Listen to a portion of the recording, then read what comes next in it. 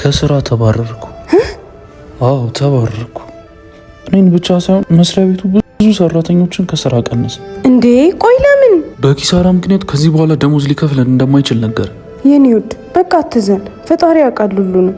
ያዘጋጀልን ነገር ደግሞ ይኖራል። ደግሞ አታስብ፣ የኔ ስራ ጥሩ እየሆነ ስለሆነ በሱ እንወጣለን። ያንቺ ገቢ ለስንቱ ቦታ ትሆናለች? ስንቱን ስቀዳዳ ትሸፍናለች ብለሽ ነው? የምትችለውን ትሸፍናለች፣ ለሌላው ደግሞ ጌታ ያውቃል። ውዴ በቃ ቁርሳችሁን ብሉ እሺ።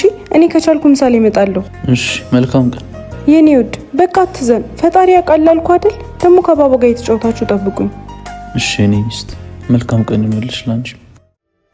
ወይኔ ነው ጭራሽ በዚህ እድሜ ስራ ፈትቼ ቤት ልዋል? አባዬ ብቻ ነው እንዴ የምታወራው? አይ ጸሎት እያደረኩኝ ነው ባባዬ። እንዴ ጸሎት ቤት አይደል እንዴ ጸሎት የሚጸልየው? አዎ ግን ያው አንዳንዴ ባለንበት ደግሞ መጸለይ ያለብን። እሺ ባባዬ። እሺ አባዬ።